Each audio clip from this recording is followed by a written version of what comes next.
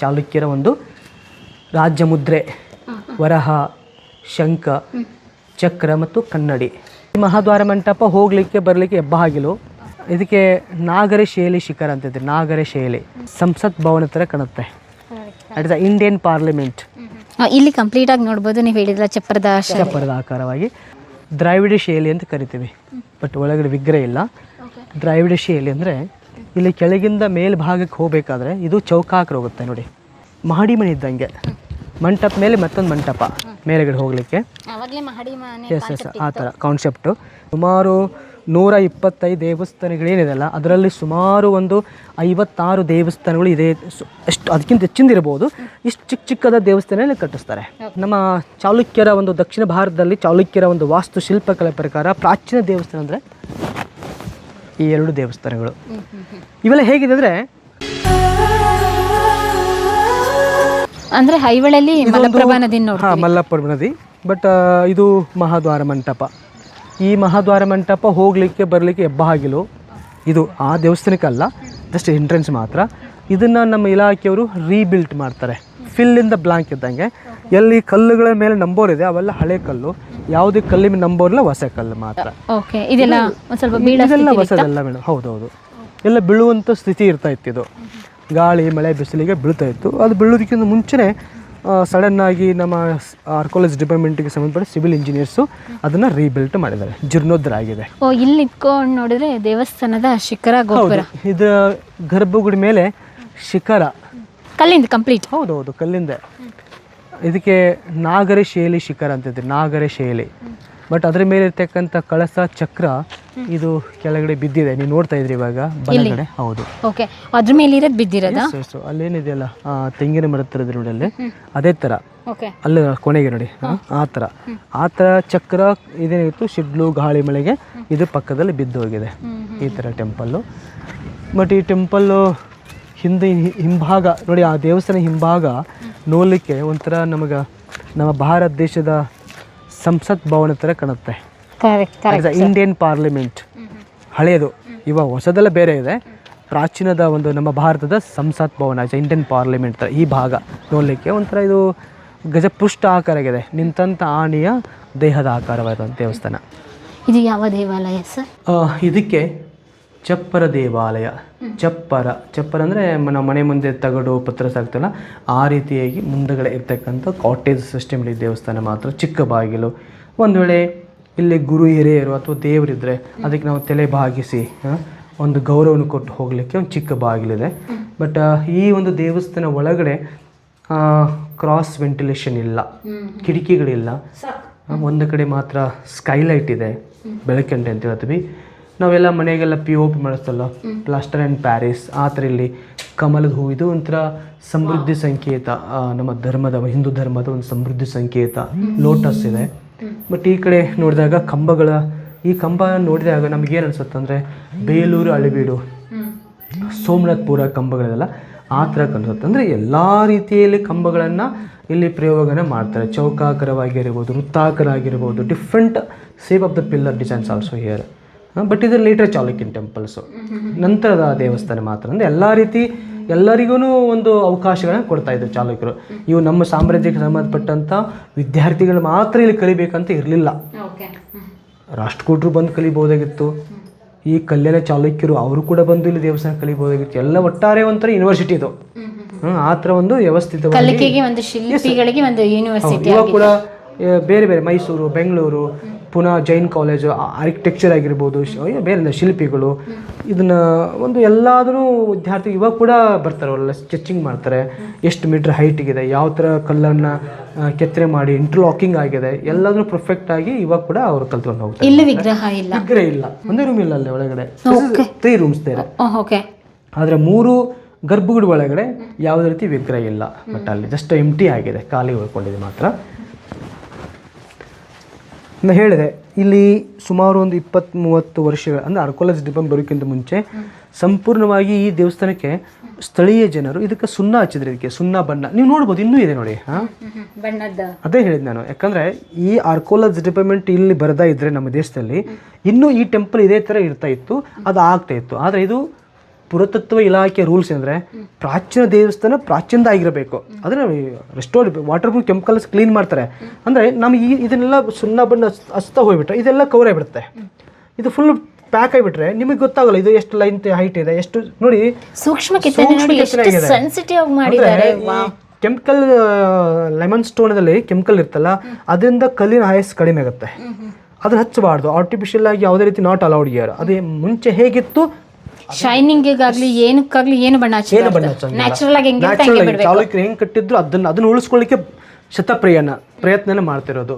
ಅಂದ್ರೆ ಈ ತರ ಎಲ್ಲ ಕೆತ್ತ ನೋಡಿ ಎಷ್ಟು ಇದು ನೋಡಿ ಒಂದು ಹೇಗಿದೆ ಇಷ್ಟು, ಅದು ಇದು ಅಲ್ಲ ಇದು ನೋಡಿ ಇಷ್ಟು ಇಷ್ಟು ಮಾಡಿ ಎಡ್ಜಸ್ಟ್ ಅಲ್ಲಿ ಪಾಯಿಂಟ್ ಅನ್ನು ಕೊಟ್ಟಿದ್ದಾನೆ. ಅಲ್ಲಿ ಒಂದೊಂದು ಡಾಟ್ ಇದೆ, ಅದು ತುಂಬಾ ಮೋಸ್ಟ್ ಇಂಪಾರ್ಟೆಂಟ್. ಒಂದು ಎಲೆಗಳಿದೆಲ್ಲ ಪೀಪಲ್ ಟ್ರೀ ಎಲೆಗಳು ಬರುತ್ತಾ, ಆಲದ ಮರ ಎಲೆಗಳು ಇರುತ್ತೆ ಅಷ್ಟು ನೋಡಿ. ಇದನ್ನ ನಾವು ಪೇಪರಲ್ಲಿ ಕೊಡೋಕ್ಕಾಗಲ್ಲ. ಒಂದು ಗಂಟೆ ಟೈಮ್ ಕೊಟ್ಟರು ಈ ರೀತಿ ಚಿತ್ರವನ್ನು ಕೊಡೋಕ್ಕಾಗೋದು ಸಾಧ್ಯನೇ ಇಲ್ಲ ಪೆನ್ಸಿಲ್. ಬಟ್ ಇವರು ಎಷ್ಟೋ ಕಷ್ಟಪಟ್ಟು ಶಿಲ್ಪಿಗಳು ಈ ರೀತಿ ನಮಗೆ ಶಿಲ್ಪ ಸಾಹಿತ್ಯವನ್ನು ತೋರಿಸ್ಕೊಟ್ರೆ ಅದನ್ನೇನಾದರೂ ನಾವು ಇಲ್ಲಿ ಪೂಜಾ ಪುನಸ್ಕಾರ ಅಥವಾ ಸುಣ್ಣ ಬಣ್ಣ ಕೆಮಿಕಲ್ ಅವಕಾಶ ಕೊಟ್ಟರೆ ಇದು ಫುಲ್ ಪ್ಯಾಕ್ ಆಗಿಬಿಡುತ್ತೆ ಇದು ಅಲ್ವಾ.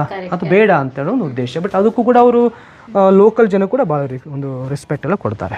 ಇಲ್ಲಿ ಕಂಪ್ಲೀಟ್ ಆಗಿ ನೋಡ್ಬೋದು, ನೀವು ಹೇಳಿದ್ರ ಚಪ್ಪರದ ಆಕಾರವಾಗಿ. ಇದು ಹೊಸ ಕಲ್ಲು ಮೇಡಮ್, ಇದು it is new block. Okay, ಅಂದ್ರೆ ಅದು ಹೋಗಿದ್ದಿಲ್ಲ ಅದನ್ನು ಉಳಿಸ್ಕೊಳ್ತಾರೆ. ಹೌದೌದು, ಅದು ಏನು ಹೋಗಿರ್ತಲ್ಲ ಅದನ್ನು ಮತ್ತೆ ಒಳ್ಳೆ ಅವರೆಲ್ಲ ಇದನ್ನು ಉಳಿಸ್ಕೊಂಟದ ಅಷ್ಟೇ ಮಾತ್ರ. ಬಟ್ ಇದೆಲ್ಲ ಈ ಪ್ಲಾಟ್ಫಾರ್ಮ್ ಎಲ್ಲ ಇದೆಲ್ಲ ಇವಾಗ ಆಗಿದೆಲ್ಲ ಇದೆಲ್ಲ ಈ ಕಡೆ ಪಕ್ಕದಲ್ಲಿ. ಮತ್ತು ಪಕ್ಕದಲ್ಲಿ ನೋಡಿ ಇದು ಸೈಡಲ್ಲಿ ಒಂದು ರೂಮ್ ಇದೆ. ಇದೆಲ್ಲ ಸೈಡಲ್ಲಿ ಒಂದು ರೂಮ್ ಇದೆ ಅಲ್ಲಿ ನೋಡಿ. ಅದನ್ನು ಇಲ್ಲಿ ಕೂಡ ಬಾಗಿಲು ಚೌಕಟ್ಟು ನೋಡ್ಬೋದು, ಎಷ್ಟು ಅದ್ಭುತವಾಗಿ ನೋಡಿ. ಇಲ್ಲಿ ಅಲ್ಲೇನು ದುರ್ಗಾ ಟೆಂಪಲ್ ಒಳಗಡೆ ಬಾಗಿಲು ಚೌಕಟ್ಟನ್ನು ನೋಡಿದಲ್ಲ, ಆ ರೀತಿ ತುಂಬ ಸ್ಪಷ್ಟವಾದಂಥ ಒಂದು ಕಾರ್ವಿಂಗ್ಸನ್ನು ಈ ಬಾಗಿಲು ಚೌಕಟ್ಟಲ್ಲಿ ಕೊಟ್ಟಿದ್ದಾರೆ ಮಾತ್ರ. ಈ ದೇವಸ್ಥಾನ ಬಂದುಬಿಟ್ಟು ಈ ಟೆಂಪಲ್ಲು ಇದಕ್ಕೆ ದ್ರಾವಿಡ ಶೈಲಿ ಅಂತ ಕರಿತೀವಿ. ಬಟ್ ಒಳಗಡೆ ವಿಗ್ರಹ ಇಲ್ಲ.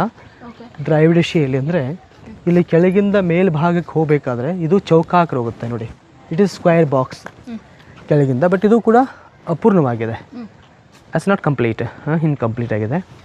ಇದಕ್ಕಿಂತ ಮುಂಚೆ ಇಲ್ಲೇನಿದಿಲ್ಲ ಟೆಂಪಲ್ಲು, ಇದೊಂಥರ ಡೂಪ್ಲೆಕ್ಸ್ ಥರ ಆಗುತ್ತೆ. ಮಹಡಿ ಮನೆ ಇದ್ದಂಗೆ, ಮಂಟಪ ಮೇಲೆ ಮತ್ತೊಂದು ಮಂಟಪ ಮೇಲೆಗಡೆ ಹೋಗಲಿಕ್ಕೆ ಆವಾಗಲೇ ಮಹಡಿ ಮನೆ ಕಾನ್ಸೆಪ್ಟ್ ಇತ್ತು, ಕಾನ್ಸೆಪ್ಟು.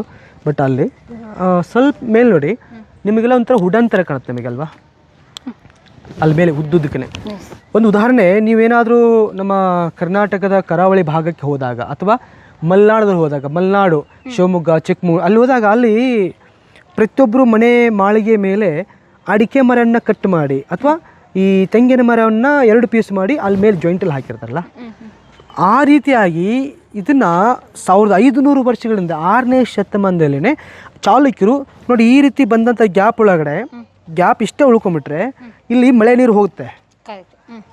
ಆ ದೇಗುಲದ ಒಳಗಡೆ ಆ ಟೆಂಪಲದ ಸಭಾಮಂಟಪ ಒಳಗಡೆ ಮಳೆ ನೀರು ಹೋಗ್ಬಾರ್ದು ಅಂತೇಳಿ ಅಲ್ಲಿ ಪ್ರತಿಯೊಂದು ಗ್ಯಾಪನ್ನು ಲಾಕ್ ಮಾಡಿದ್ದಾರೆ. That is very important.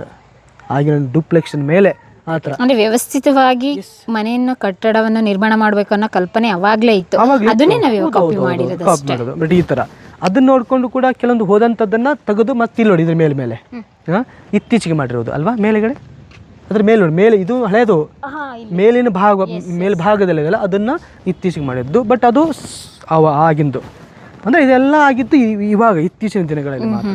ಅಂದರೆ ಟೂರಿಸ್ಟ್ಗೆ ಅನುಕೂಲ ಆಗಲಿ. ಇದೆಲ್ಲ ಹ್ಯಾಂಡಿಕ್ಯಾಪ್ಟ್ ಆಗಿರ್ಬೋದು, ವೀಲ್ ಚೇರ್ ಮುಖಾಂತರ ಬಂದರಾಗೋದು ಇದೆಲ್ಲ ಆಗಿದ್ದು. ಇಲ್ಲಿ ದೇವಾಲಯಕ್ಕೆ ಹೋಗೋಕ್ಕಿಂತ ಮುಂಚೆ ಇಲ್ಲೆರಡು ಚಿಕ್ಕ ಗುಡಿಗಳನ್ನ ನೋಡ್ತೀವಿ. ಇಲ್ಲ, ಆ್ಯಕ್ಚುಲಿ ಸುಮಾರು 125 ದೇವಸ್ಥಾನಗಳೇನಿದೆಲ್ಲ ಅದರಲ್ಲಿ ಸುಮಾರು ಒಂದು 56 ದೇವಸ್ಥಾನಗಳು ಇದೆ. ಎಷ್ಟು ಅದಕ್ಕಿಂತ ಹೆಚ್ಚಿಂದ ಇರ್ಬೋದು. ಇಷ್ಟು ಚಿಕ್ಕದ ದೇವಸ್ಥಾನ ಕಟ್ಟಿಸ್ತಾರೆ. Most important practical and practice. ಈ ರೀತಿ ಪ್ರಯೋಗವನ್ನು ಮಾಡಿ ತುಂಬ ನಮ್ಮ ಚಾಲುಕ್ಯರ ಒಂದು ದಕ್ಷಿಣ ಭಾರತದಲ್ಲಿ ಚಾಲುಕ್ಯರ ಒಂದು ವಾಸ್ತುಶಿಲ್ಪಕಲೆ ಪ್ರಕಾರ ಪ್ರಾಚೀನ ದೇವಸ್ಥಾನ ಅಂದರೆ ಈ 2 ದೇವಸ್ಥಾನಗಳು. ಇವೆಲ್ಲ ಹೇಗಿದೆ ಅಂದರೆ ಮಂಟಪದ ಶೈಲಿಯಲ್ಲಿದೆ. ಮಂಟಪ it just like that Greek ಸ್ಟೈಲಲ್ಲಿ. ಅದ್ರ ಮೇಲೆ ಯಾವುದೋ ಶಿಖರ, ರಾಮಾಯಣ, ಮಹಾಭಾರತ, ಗೋಪುರ ಇಸ್ ನಥಿಂಗ್ ದೇರ್. ಈ ಥರ. ಬಟ್ ಈ ರೀತಿ ಕಟ್ಟಿದಂಥ ಶಿಲ್ಪಿಗಳಿಗೆ ಕೂಡ ಹಸುಗಳನ್ನು ದಾನ ಕೊಡ್ತಾಯಿದ್ರು, ಗೋದಾನ, ಗೋಶಾಸನಗಳನ್ನು. ಇಲ್ಲಿ ಶಾಸನ ಹೌದು, ಅಲ್ಲಿ ನೋಡಿ ಅಲ್ಲಿ ಫಸ್ಟ್ ಕಂಬ ಇದೆಯಲ್ಲ ಅದ್ರ ಮೇಲೆ ಶಾಸನ ಕಾಣುತ್ತೆ ನಿಮಗೆ. ಹಳೆಗನ್ನಡ ಶಾಸನ, that is script Kannada. But ಇದು ಚಂದ್ರಶಿಲಾ ಚಂದ್ರಶಿಲೆ ಇಸ್ ಹಾಫ್ ಮೂನ್ ಈ ಥರ. ಇದು ಫ್ರಂಟಲ್ಲಿ ಇರ್ತಕ್ಕಂಥ ನೋಡಿ ಕೆಲವೊಂದು ಶಿಲಾಬಾಲಿಕೆಯರು ಇಲ್ಲದ್ರೆ ನೋಡಿ ಇದೆ ಜಸ್ಟ್ ಅಲ್ಲಿ ಬಾಳಿ ಮರ ಇದೆ ಅಲ್ವಾ, ಈ ಕಡೆ ಮಾವಿನ ಮರ ಇದೆ. Is bunch of mangoes is very beautiful of the picture also here. ಅಂದ್ರೆ ಅವಾಗ್ಲೂ ಮಾವಿನ ಹಣ್ಣು ಬೆಳೀತಾ ಇದ್ದು ತುಂಬ ಜಾಸ್ತಿ ಮಾವಿನ ಜಾಸ್ತಿ ಅಂತ. ಪ್ರಾಚೀನ ದೇವಸ್ಥಾನ ಒಳಗಡೆ ಹೋದಾಗ ಅತಿ ಹೆಚ್ಚು ನಾವು ಮರಗಳು ನೋಡಿದ್ರೆ ಮಾವಿನ ಮರಗಳನ್ನು, ತೋರಣಗಳನ್ನು ಅದನ್ನ ಇಲ್ಲಿ ಬೆಳೀತಾ ಇದ್ರಂತ ಹಂಗಾಯ್ತು. ಹೀಗಾಗಿ ನಮ್ಮ ರಾಷ್ಟ್ರೀಯ ಹಣ್ಣು ಮಾವಿನ ಹಣ್ಣು, ಬಾಳೆಹಣ್ಣು, ಆ್ಯಪಲ್ ಆಗಿಲ್ಲ, ಆ್ಯಪಲ್ ಅಲ್ಲಿ ಮಾತ್ರ ಇದೆ ಅಷ್ಟೇ ಈ ಥರ. ಮತ್ತೊಂದು ಈ ಒಂದು ಚಾಲುಕ್ಯರ ಮೊದಲನೆಯ ಒಂದು ರಾಜಧಾನಿ ಐಹೊಳೆ ಆಗಿತ್ತಲ್ಲ, ಇಟ್ ಇಸ್ ಫಸ್ಟ್ ಕ್ಯಾಪಿಟಲ್ಲು, ಹೀಗಾಗಿ ಇದು ತುಂಬ ಇಂಪಾರ್ಟೆಂಟ್ ಆಗುತ್ತೆ. ಲಾಂಛನ ಚಾಲುಕ್ಯರ ಒಂದು ರಾಜ್ಯ ಮುದ್ರೆ, ವರಹ, ಶಂಖ, ಚಕ್ರ ಮತ್ತು ಕನ್ನಡಿ. ವರಹನೇ ಏನಕ್ಕೆ ಅವರು ಲಾಂಛನಾಗಿ ಮಾಡಿದ ಕಾರಣಗಳಿವೆ. ಹೌದೌದು, ವೈಷ್ಣವತ್ವ ಈ ಇನ್ನೂ ಸನಾತನ ಧರ್ಮದಲ್ಲಿ ಇವತ್ತಿಂದಲ್ಲ, ಚಾಲುಕ್ಯರಿಗಿಂತ ಮುಂಚೆ ತುಂಬ ಅವರಿಗೆ ಅಭಿಮಾನ ಧರ್ಮದ ಬಗ್ಗೆ. ಎಲ್ಲರಿಗೂ ಅವರು ಧರ್ಮದಲ್ಲಿ ಇದ್ದೇ ಇರುತ್ತೆ, ಬಟ್ ಈ ಚಾಲುಕ್ಯರಿಗೂ ವೈಷ್ಣವ ಇನ್ನು ಶೈವದ ಬಗ್ಗೆ ತುಂಬ ಅಭಿಮಾನ ಇತ್ತು. ಬಟ್ ಇಲ್ಲಿ ವಿಷ್ಣುವಿನ ದಶಾವತಾರಗಳಲ್ಲಿ 3ನೇ ಅವತಾರ ವರಾಹ ಅವತಾರ. ವರಾಹ ಅವತಾರನ ತೆಗೆದುಕೊಂಡು ಭೂಮಾತೆಯನ್ನು ಎಲ್ಲಿಂದ ಪಾತಾಳದಿಂದ ಮೇಲೆಗಡೆ ತಂದಿರೋದು. ನಾವಿರೋದು ಮಾನವರು, ಪಕ್ಷಿ, ಪ್ರಾಣಿ ಇರೋದು ಒಂದೇ ಗ್ರಹ, ಅದು ಭೂಮಿ. ಇದನ್ನು ಬಿಟ್ಟರೆ ಸೂರ್ಯ, ಚಂದ್ರ, ದಸ್ ನಥಿಂಗ್ಸ್, ಏನಿದೆ ಗೊತ್ತಿಲ್ಲ ತೊಟ್ಟಾರೆ. ಅದು ಇನ್ನೂ ನಡೆದಿದೆ, ಪ್ರಯತ್ನ ಆಗ್ತಾಯಿದೆ. ಹಾಗಾಗಿ ವರಹನ ತೊಗೊಂಡಿರೋದು. ಶಂಖಚಕ್ರ, ಕನ್ನಡಿ. ಕನ್ನಡಿ ಅಂದರೆ ಅವ್ರ ಆಡಳಿತ ಅಷ್ಟು ಶುದ್ಧವಾಗಿತ್ತು.